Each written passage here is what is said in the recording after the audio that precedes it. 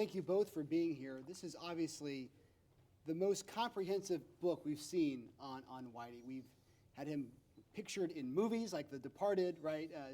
We've seen him throughout several books. I just want to start just generally by asking a couple of questions about setting the scene, and then I really do want to open this up to the audience. Obviously, there's a lot of interest in this topic, and there's no way I'm going to touch every single topic in this book. So if there's something in particular you want to ask, we'll be trying to open that up earlier rather than later. But let's set the scene here very early, just in terms of writing this book. How do you write a book that's the definitive account of anything? How did you set out to do this? Well, I mean, we had talked about, when Shelley and I sat down, there have been obviously a lot of books, maybe too many books written about Whitey, but a lot of them, I would say, would fall under the genre of what I call lies guy lit. It's a lot of former criminals or current criminals who would write about their relationship with Whitey almost as a proxy for his fame. And some of them were close to him, some of them were not. Most of the books embellished quite a bit. I think what we wanted to do was Whitey was very much a one-dimensional character up until this point. He was sort of a ghost in these books, and we wanted to put some skin on those mythical bones and kind of fill him out. If lack for a better term, humanize him. Because he's been demonized, he's been portrayed, people say, Whitey Bulger's a monster. Well, if you reduce him to his pathology, he's not that interesting.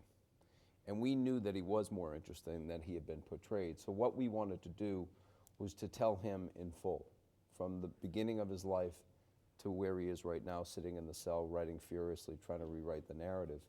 And I think we pulled it off because we went back at a lot of people who, now that he was arrested and incarcerated, they were willing to talk. And that included his longtime girlfriend, Teresa Stanley, who talked to Shelley at length, former criminal associates, Kevin Weeks, his right-hand man and henchman and gravedigger, who spoke with Shelley and I many, many times, and was constantly there for us to check facts and background information. And obviously, I think one of the critical differences in our book is that everybody seems to have an opinion of Whitey, but this is the first time you will see his opinion of himself, because we got his letters that he's written since he's been incarcerated. And whatever Whitey Bulger's problems are, self-esteem is not one of them. He thinks very highly of himself, and he's insistent and determined to challenge two particular things in the upcoming trial. One is the idea that he was an informant. He says he was not an informant, even though the public record is voluminous. We've gone through his 700 pages of informant file. He gave information to the FBI that no one else could have provided. Second thing he wants to refute is that of the 19 murders he's charged, the only two he's obsessed with are the two women, Deborah Davis and Deborah Hussey. He says he did not kill those women. And the reason he says that, for whatever, if you want to believe that he did not do it, that's fine. But I would argue that the reason he says that is that does not fit this reputation he has spent an entire lifetime carving out, the myth of the good bad guy, the idea that he was a benevolent gangster, the idea that he was a wise guy with scruples. Good bad guys don't murder women. Good bad guys don't turn in their friends.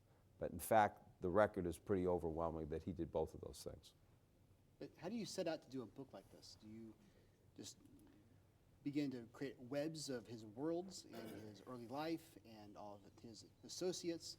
How do you even go about writing the definitive look? I think the benefit that we had is all of the years of reporting, that because both of us have covered this case since the 80s, since Whitey was out on the street himself in South Boston, all the way through till today.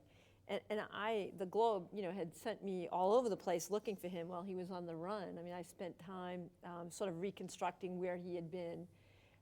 They sent me to Iceland to track Miss Iceland, the woman who called in the tip that led to his capture. I mean, we were there when they were digging up graves around Boston. So really, it's years and years of talking to people and getting an understanding of the story. And another thing is that we talked to many of the families of the victims, and one thing that it was very important to us that we not romanticize him, that, as you said, there have been Hollywood movies, there will be more Hollywood movies, and we want to make sure that people realize that these are real people who were really affected by this. So, I mean, I think that we've talked to so many people over the years, and we wanted people to get that sense that we had, get a complete picture, and then draw your own conclusions. Like some people have said to us, do you think he's a sociopath? Do you think he's a psychopath? I said, well, read the book and tell me what you think, because it's all there, and you can get your own feel of who he is. We talk about this being a story about 19 accused murders, right? Or 19 murders. It's also a story about many things, right? It's a story about family. It's a story about learning. Particularly, you have his years in Alcatraz. It's a story about the game. It's definitely a story about power. Definitely a story about reputation. His own personal discipline. That's definitely a story. Story about family. But we're in the Institute of Politics. It's also a story about politics. It's a very political story. If you get right to the, I mean, one of the things I really didn't even know, to the extent that Whitey Bulger and the town of South Boston, the neighborhood of South Boston, are synonymous. When you think of Whitey, you think of Southie. The reality is the only reason the Bulger family lived in South Boston is because of politics. And it's specifically because a young and upcoming congressman named John McCormick hitched himself to the wagon that was the New Deal and was a strong early supporter of FDR. And part of the deal, politics is all about deal making, and part of the deal for McCormick is that if he was going to carry FDR's water, the quid pro quo was when FDR decided part of the New Deal would be public housing, the first public housing project in New England went into John McCormick's district in South Boston. And the Bulger family moved in there because they were poor. They weren't politically connected, they were poor. And at the time, these project units were very, very popular. It's seen as a way of helping people out in your district. Today, Absolutely. they may be, And yeah, absolutely. It's all about getting votes. It worked for McCormick. And obviously, that's the beginning of it. But then, you know, Whitey becomes a hood, you know, gets in trouble, goes away for, gets sent away for 20 years for bank robbery. And politics immediately enter the quotient here. Because Billy, his younger brother, who already has political aspirations, is by this time a law student at Boston College Law School. And the first thing he does is go and prevail upon the dean of the school, who happens to be a Jesuit priest named Father Robert Drinan, who would then later go on to become a congressman and become the first congressman who called for the impeachment of Richard Nixon. But at this point was just the law school dean. And Billy said, can you write my brother? He's in trouble, he's going away, he's incarcerated right now, he's awaiting trial, can you write him? So Bob Drinan starts writing and becomes a pen pal of Whitey Bulger. And then Shelley got all the records of his out in San Bruno in the National Archives about this prison file that had so much, just a unbelievable, you know, mine of information. And one of the things Shelley found in there was that Bob Drinan was obviously his parole advisor, and that Whitey had 10 people he could correspond with in prison, and 3 of them were priests. And this is a guy you had to put at gunpoint to get him to go into St. Monica's in Southie. He wanted nothing to do with that. Whereas Billy was the dutiful altar boy, Whitey couldn't be bothered. He was running the streets. But Whitey realized very early on that, and you know, the idea that you had priests in your corner, that was a political act. That was about showing somebody that you wanted to get out. And one of the things we found is that John McCormick prevailed upon the director of the U.S. Bureau of Prisons to take a personal interest in this penny ante bank robber. At the time, McCormick is the House Majority Leader. He was the House Majority Leader at the time. He became Speaker, I believe, in '60. Right. And When Whitey was in Alcatraz, that transcended while he went to Alcatraz in the late '50s and was there in the early '60s. United States House Speaker, just to be clear. And so the U.S. Bureau of Prisons director gets on a plane in Washington at the request of the U.S. House Speaker, flies out to San Francisco, goes down to the pier, takes the boat, the USS Johnston, Warden Johnston, out to the Alcatraz, sits down at the visiting table, looks across and says, "How are they treating you, Jimmy?" So you had the most powerful person in charge of the prisons, the federal prison system, taking a personal interest in Whitey. So Whitey learned a lesson. He knew. And he got out after 9 years with a pretty spotty institutional record because he had politicians going to bat for him. And he realized at an early age that if you want to be a successful criminal, you needed politicians. And one of them happened to be his brother. And there was a lot of lobbying. When you look at the prison records, and by the way, anybody who ever served time in Alcatraz, all of their prison records are kept in the archives, so you can look at their entire history. And throughout those records, you can see the references to political connections and that here is a person who has friends in high places. But also, the family was using those political connections to lobby to get Whitey transferred closer to home. They hated it that he was all the way out in California, and it was very difficult back in the late 50s, early 60s to spend the money to travel to California to visit him. So they did lobby to get him moved closer to home and eventually paroled early. You mentioned the intersection of how South Boston is so known for Whitey. It's also so known for politics, Absolutely. right? You mentioned McCormick. You obviously now have a congressman running for U.S. Senate. I think the state rep, the state senator, well, now there's open seats for state Senate, but all of them have been from Southie, all these Southie's seats. Let's put this story into context about South Boston, because it is as much of a character in this story as Whitey almost is. So talk a little bit about the context. What is South Boston? We know the reputation of the drunken parade or Whitey, but what makes it so unique as a neighborhood that would allow this story to happen? Well, I mean, it literally is a peninsula, and it figuratively is an island.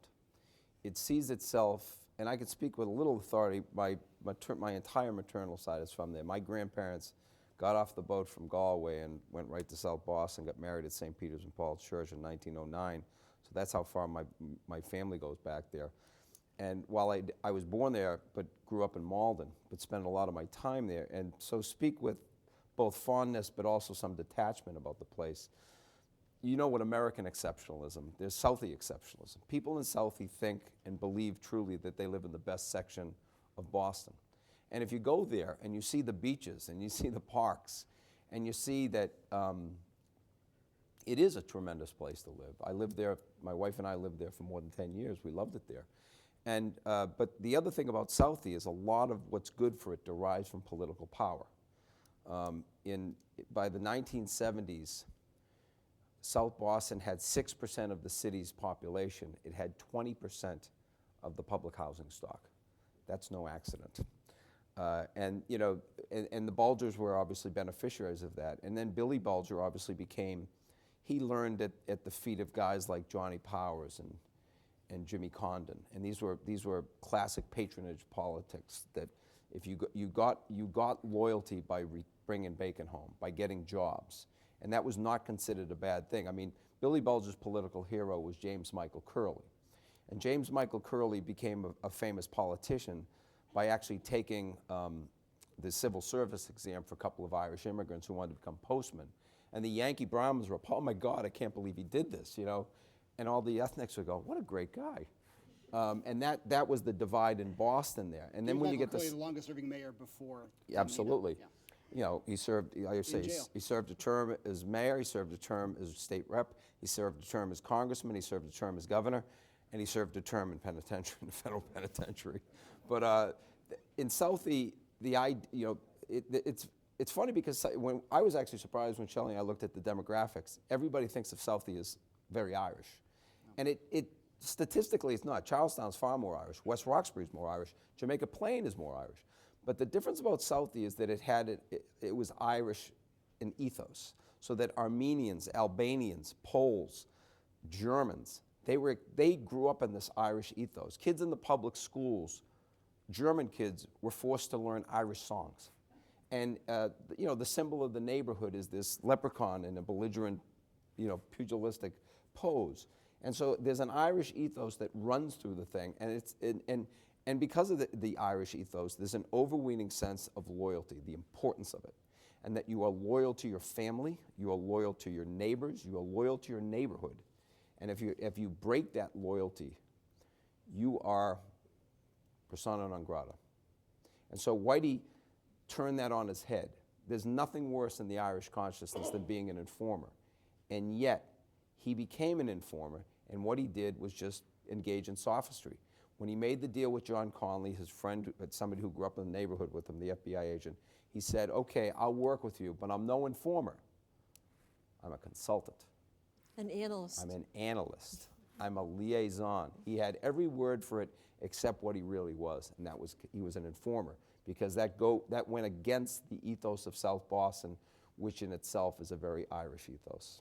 Criminals come from everywhere, but why was it Southie so crucial to this Whitey Bulger story?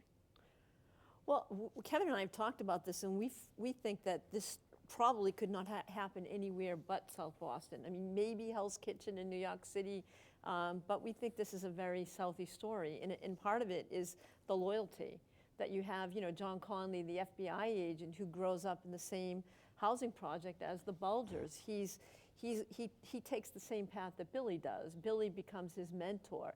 Billy encourages John Conley to go to school, to go to Boston College, study hard, become an FBI agent, do well. And so John, has this loyalty to Billy. And, the evidence that has come out in some of the prior cases is that John actually says to Whitey, when he recruits him to become an FBI informant in 1975, I'm a friend of your brother's. I will never hurt you. And then, in fact, Whitey trusted him because he was from the neighborhood, that he knew that he wouldn't hurt him.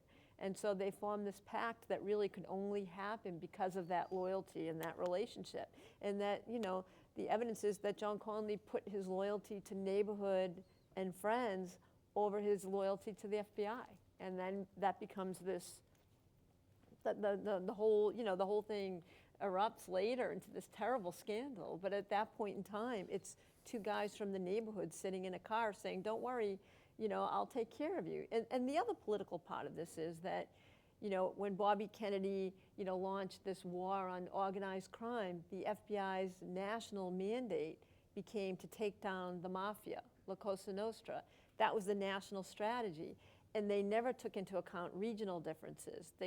In a place like Boston, where the Irish gangs were just as powerful, if not more so, than the Italians, they weren't even on the FBI's radar screen. They were not focusing on Whitey Bulger and the so-called Irish gang, even though many of them were also Italian.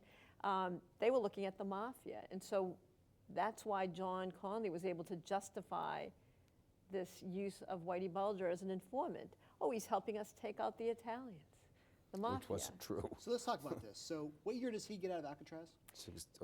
He went to another place. He went to a couple of other Lewisburg. prisons, and he finally was released from prison in '65. And in fact, his brother lined up a job for him at a courthouse, where he was a custodian. That's just where you want to put a former bank robber.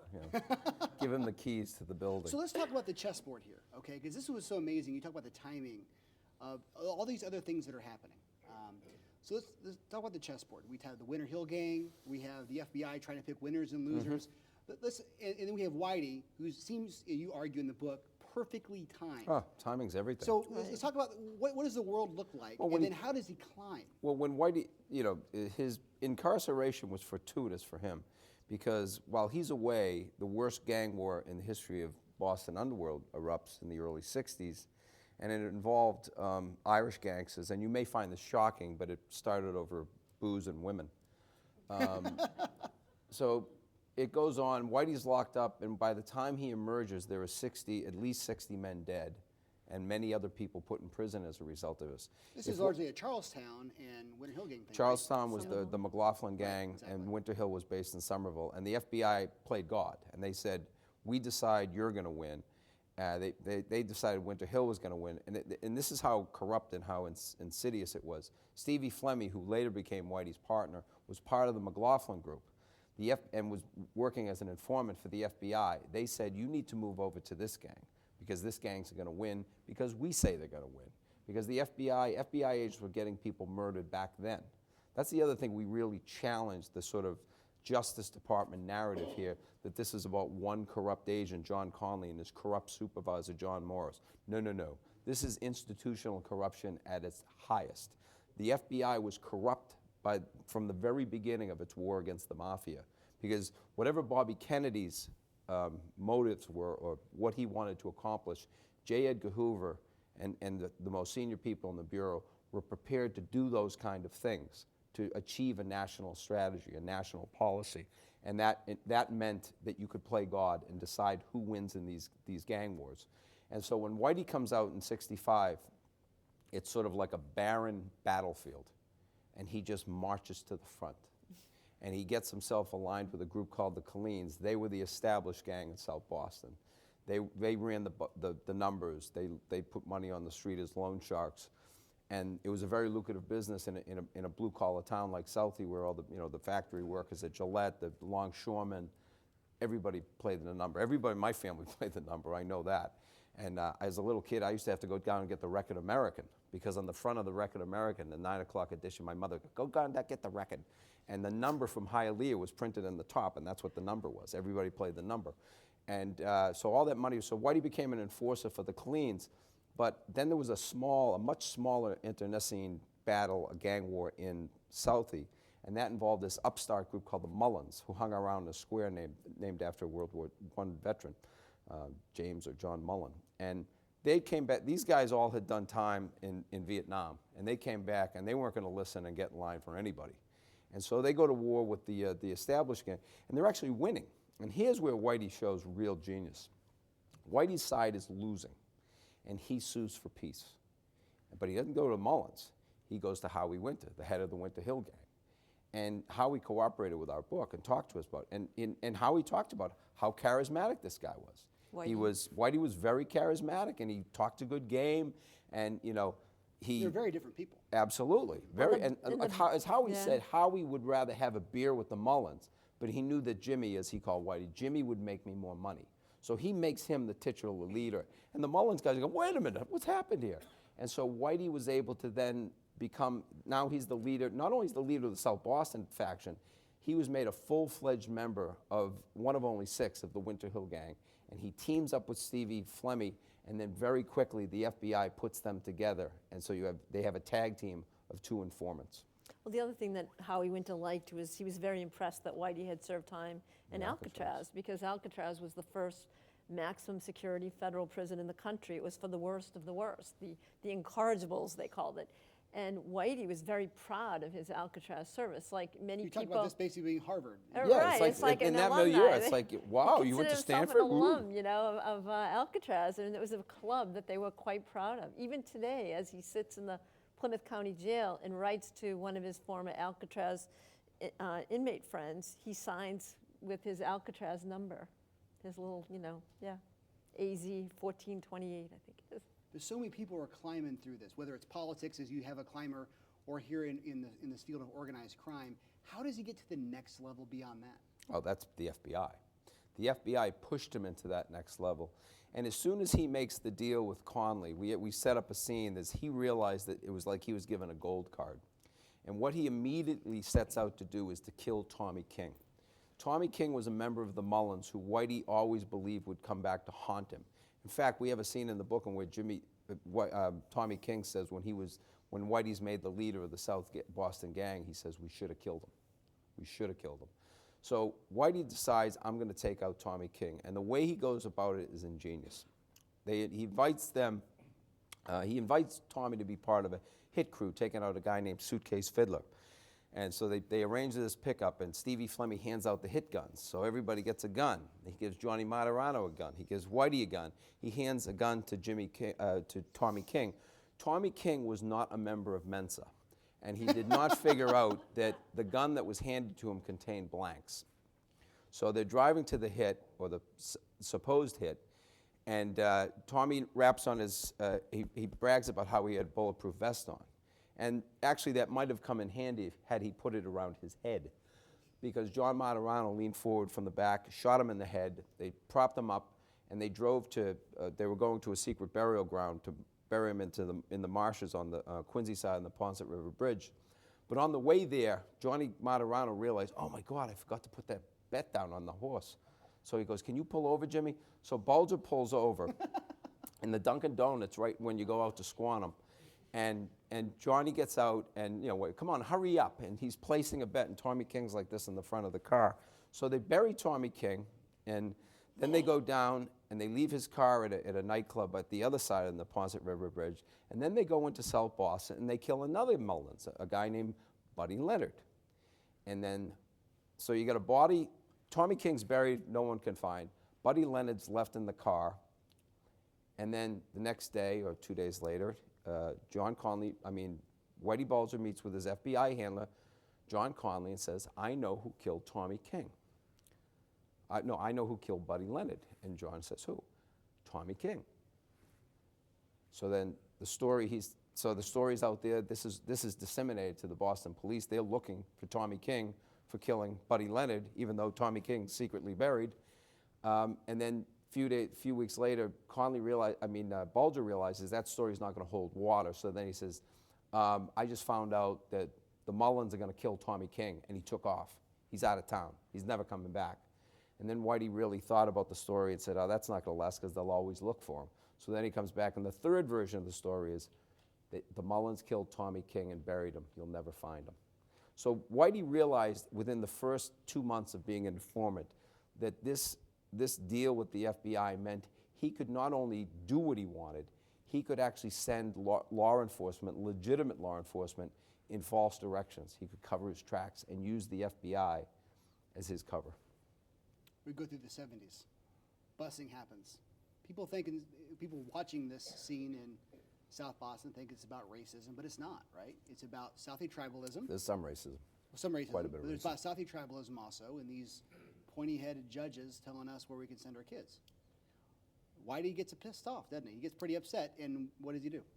Well, there are three major things that he does. I mean, he's furious, and for years there was this myth that that Whitey was trying to keep the peace in Southie because he was concerned that all the attention being brought, national attention, focusing on South Boston because of all the violence, was bad for business. So there were rumors that Whitey was trying to keep the peace, but in fact, what we found out from interviews with his former associates is that he actually took matters into his own hands, and that he considered himself sort of the neighborhood avenger. And one of the most startling things he did is he took a Molotov cocktail, he drove over to Brookline to the birthplace of John F. Kennedy, which is a historic site, which during the daytime you have people come in and it's like a museum.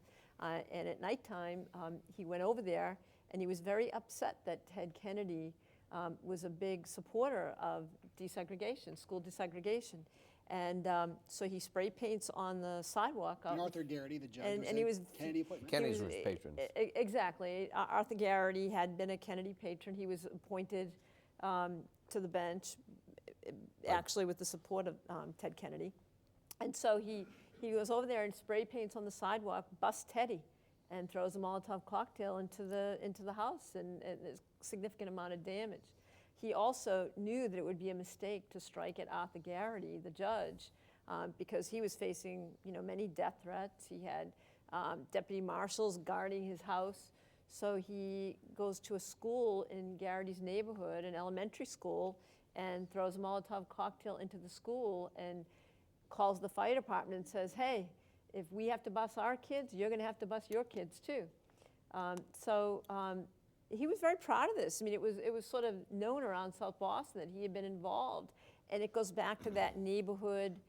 People who knew about it were like, well, he's, Good for Jimmy. Yeah, good for him, he's taking matters into his own hands. He also shot up the Boston Globe. The Boston Globe was writing editorials in support of busing, and he and Pat Nee, one of his friends, who was fired from the Globe because he hit a guy with a mop. He hit a guy with a mop. He was working at the Globe for a time. But they drove by the Globe, and the Globe, I don't know if all of you know where it is, but it's on Morrissey Boulevard right across from BC High and UMass Boston. And they shot up the front of the Globe with shotguns, and there's a young security guard running, an 18-year-old in front of the building. The Globe hired security the next night. Their big police presence out on Morrissey Boulevard. They went up on the Southeast Expressway, which runs behind the Globe, and they shot from that side. And they were very proud of this. In fact, in one of these letters we obtained recently, Whitey writes about how proud he was of shooting up the Globe, and that the Globe had to invest a lot of money to put bulletproof glass in and extra security. And he said a lot of people at the Globe, you know, he described himself as a job creator, that he created all these, you know, extra jobs with security. But he was very angry, and it goes back to the fact that the neighborhood felt, I mean, certainly there were people out there against busing who were racist, but many people were not and felt that they were unfairly accused. If you were against busing, and you did not want your children bused outside of your own, you know, they felt that why should our children be sent to neighborhoods in high crime areas that the judge himself has found inferior. And so there was a lot of anger, and it made, you know, people within the neighborhood were sort of cheering that Whitey had done these things. I'm going to ask a couple more questions, and then I want to open it up to your questions. First off, describe Whitey's own politics. I wrote a column about this based on the letters that Shelley got from Richard Sunday, his friend. He describes himself as a Reagan Democrat. He wasn't very impressed with this last presidential election. He dismissed Obama as a radical socialist, but he also dismissed Mitt Romney as a flip-flopper and a union buster.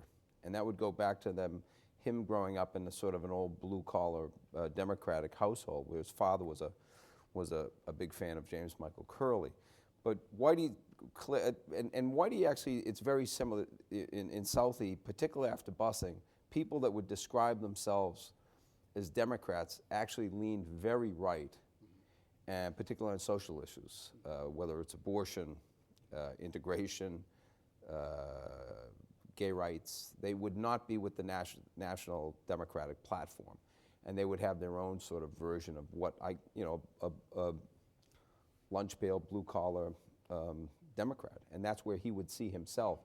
But he was also one of the letters, I laughed out loud at it. He said, because, you know, one of the things he says, you know, who would run for politics given how bad the media is to people when they get involved in politics?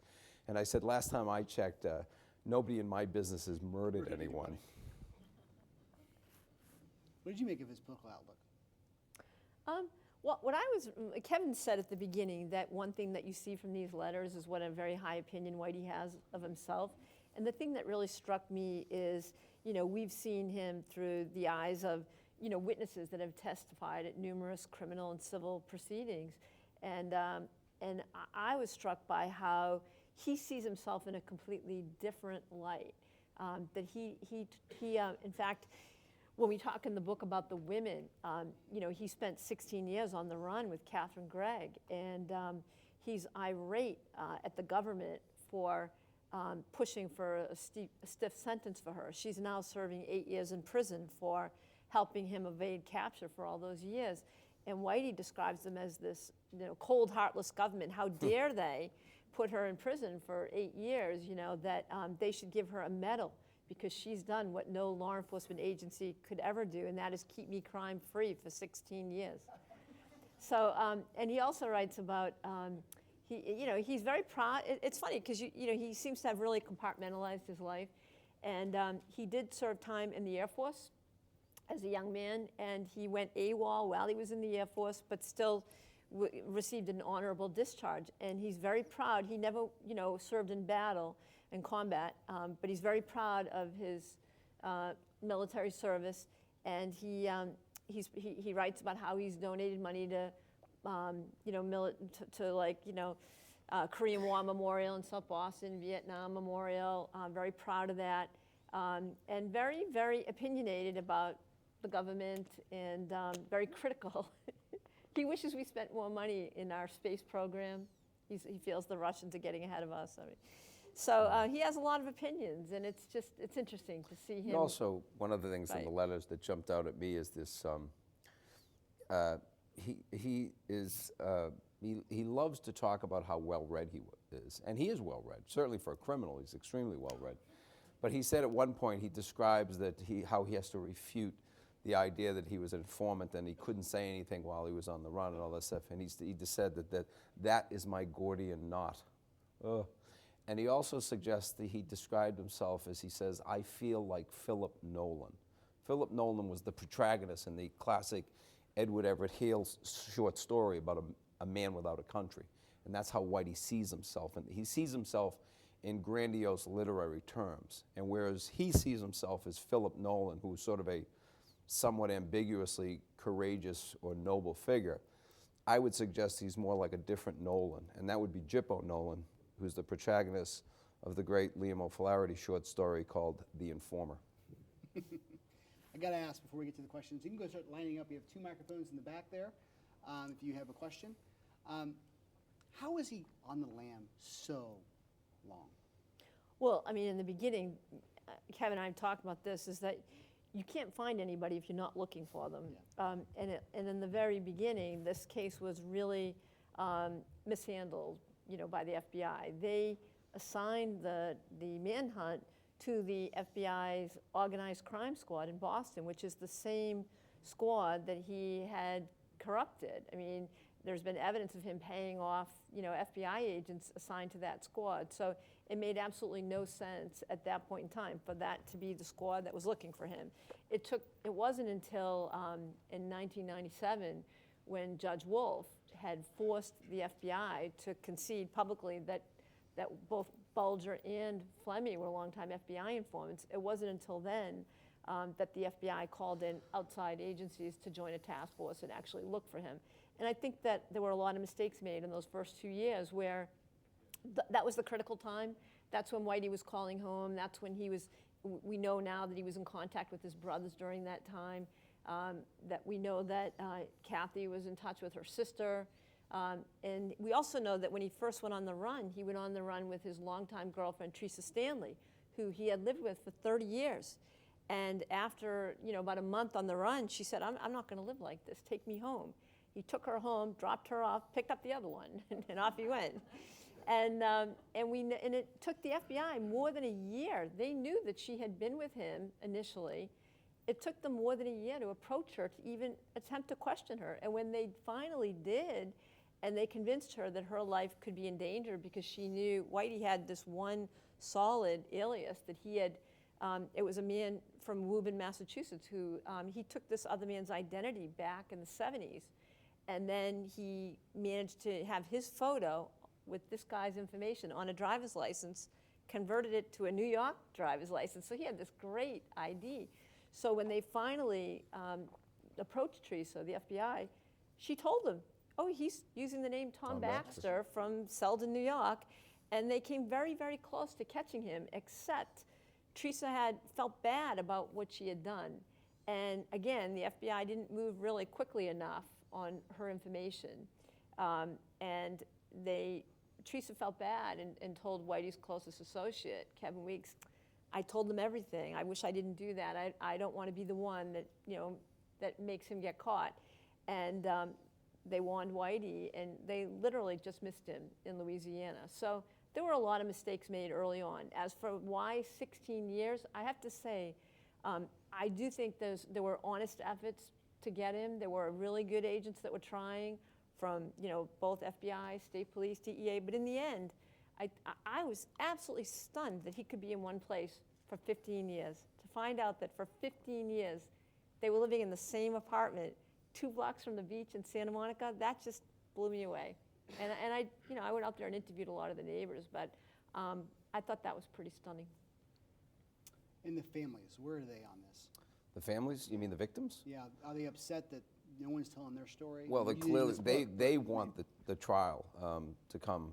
It can't come soon enough for them. One of the things, we talk about all those previous books. They don't talk about the families. No, they don't. The families are given lip service, and I remember one of the innocent victims was not even mentioned in one of the first books that was one of the most critically acclaimed books, and I think that says something, and I think it feeds into that mentality that Whitey Bulger only killed other gangsters and other criminals and other lowlifes, and I think the FBI wants you to believe that, and that allowed them to, in their own mind, justify what they were doing. The reality is obviously far different because there are a number of very innocent people in this book, and I mean being murdered, and that includes Roger Wheeler, a businessman out in Oklahoma. Deborah Davis did not deserve to die because she, as a 17-year-old, began a relationship with a criminal. Deborah Hussey did not deserve to die at 26 because she was a heroin addict. And certainly Michael Donahue, a father of 3 young boys and a truck driver, did not deserve to die because he gave a ride home to somebody that the FBI set up to be murdered by Whitey Bulger. Now, beyond that, I really have a problem with people saying, well, these other guys are in the game, and that's what happens. No, no. The government doesn't get to decide who lives and dies. That's wrong at any other level. And Shelley and I, there's a whole chapter in there about the way we talk about the most obvious corruption.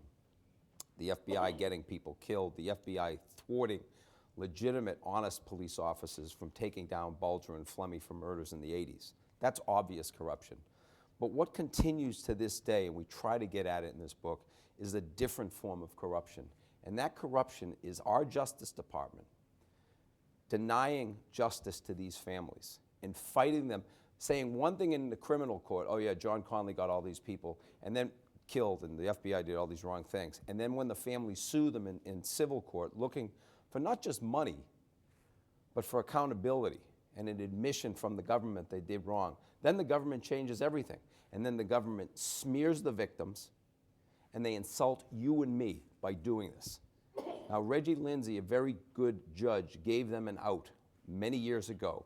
Create a victims fund, model it on the 9/11 compensation fund, give these people a settlement, say you were wrong, say you were sorry, and let's draw a line under it. And the government should have taken that advice. Reggie Lindsay was a sage judge. They ignored it, and as I said, they have gone on to this day. They have treated those families, and by extension, the rest of us, with utter contempt. And that is corruption. By the way, it was a New Hampshire law firm that brought the first case on behalf of the victims to court, the Shaheen Gordon law firm, and that was Bill Christie and Steve Gordon, who actually, And Frank Murphy, who's here. and it was on behalf of John McIntyre, and the very first case it made to trial, and they won. And it was viewed as a huge victory, not just for the McIntyre family, but for all of the victims who had never been allowed to bring their cases to trial because judges ruled that they waited too late. The government argued, if you want to sue the government, you have to bring your claim in a wrongful death. You have to bring your claim within 2 years of knowing that you had a claim. And the defense by the government was, you should have known that the FBI was liable for these murders. You should have known because there was overwhelming evidence presented in numerous hearings, and you waited too late to sue. And most of them were dismissed on those grounds. And so it really, most of them never got their day in court. Before we take questions, I just say I think one of the most shocking anecdotes is one of the briefest in there. And after his arrest, I appeared on a TV show with Tony Cardinale, who represented a lot of organized criminals over the years, a lot of mafia guys. And Tony and I went out for a beer after just to catch up, and I hadn't seen him for a while. Shelley and I know him very well. He's in the book. And I said, Tony, one thing I could never figure out, why didn't the Italians take him out? We reported in the Globe in 1988 that he was a rat. He was an FBI informant. He's walking around on the street for 6 years before he takes off. Why didn't the Italians take him out? And he said, well, it's funny you say that, because I asked, on 3 separate occasions, I asked Fat Tony Salerno, who was the head of the commission at one time in the mafia, John Gotti, the Teflon Don in New York, and then Jerry Angiulo, who was the underboss in charge of the patriarchal crime family, the mafia in Boston. He asked them a variation of that question, and all 3 of them gave a variation of the same answer. These guys in the mafia said, we didn't believe that the FBI would get into bed with somebody as vicious and as venal as Whitey Bulger. So there you have it. The mafia had a higher opinion of the FBI than it deserved.